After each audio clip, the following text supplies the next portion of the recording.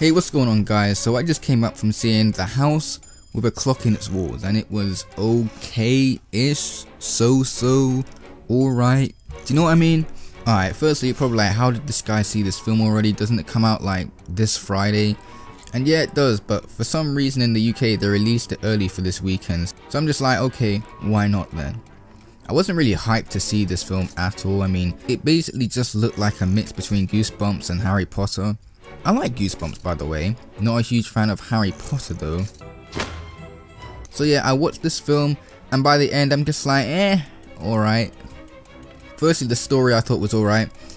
Basically we have this orphan kid called Lewis, played by Owen Vaccaro, who has to stay with his uncle Jonathan, played by Jack Black, who apparently is a warlock. And we have Mrs. Zimmerman, played by Cate Blanchett, who apparently is a witch.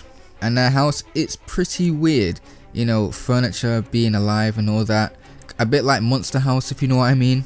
And basically yeah, there's this one rule saying that you can't open this specific cabinet. When it ultimately does get opened, a villain rises up again and tries to destroy humanity.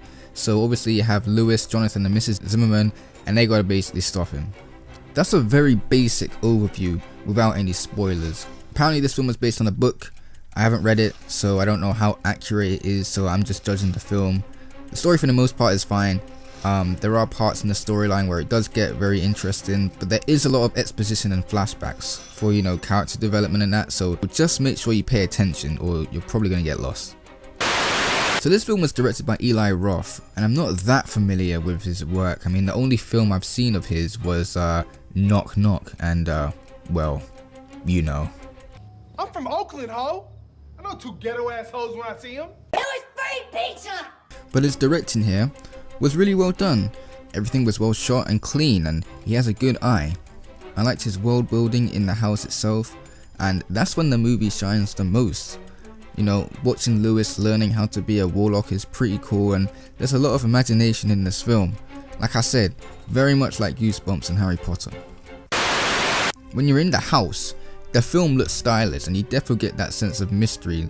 Like there's a scene where like they create stars, I guess, through magic, and not gonna lie, that was probably the best looking scene in the whole movie. Like it was kind of like watching one of those IMAX 3D space films. You get like, I don't know, like the Kennedy Space Center or something, I don't even know. Without a doubt, the worst parts of the film though was when they're at this school, because it's just so boring and cliche, because you have Lewis being that generic kid who is not liked because he's weird and he's the last to be picked on for the team, and there's always that one kid who likes him anyway. It's just like, I don't know, I just didn't like those scenes. It just made you want to go, oh, why are we here? We've seen this all before, can we go back to the house please? Luckily there's not that much when it happens, but when it does, it just slows the film down. I don't know, maybe it was done deliberately to make the house seem more out of this world, so I don't know. The CG ranges from good to pretty bad. I mean, there is a scene that involves Jack Black and a baby. If you see the film, you'll know what I'm talking about, but I'm just saying, CG was so bad that it reminded me too much of Little Man.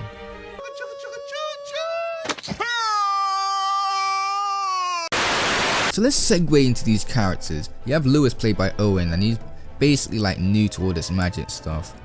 Overall, he was just kind of bland. He was just like your average awkward nerd type guy, but at least he was a good actor, you know. You do get a sense of why he acts so awkward because of, you know, his parents' death. Cate Blanchett was okay. I did like the back and forth line she had with Jack Black, and that was pretty funny. The rest of the kids were pretty like I said, just basically cliche. Stranger Things kids, they are not. Jack Black was by far the best in the whole film. Like he was the only one who had a great sense of charisma, and he really seemed to be enjoying himself in this role. And he's also by far the most interesting character in this film as well. Okay, so let me just say that this film started good, yeah, like it was taking its time, introducing us to all this stuff and that, but come Act 3, I did feel like it got a bit rushed. I mean, you don't really see the villain until then, and I don't know, I just thought that Act 3 could have been a little more tight, if you know what I mean. Overall guys, it is a well-made family film.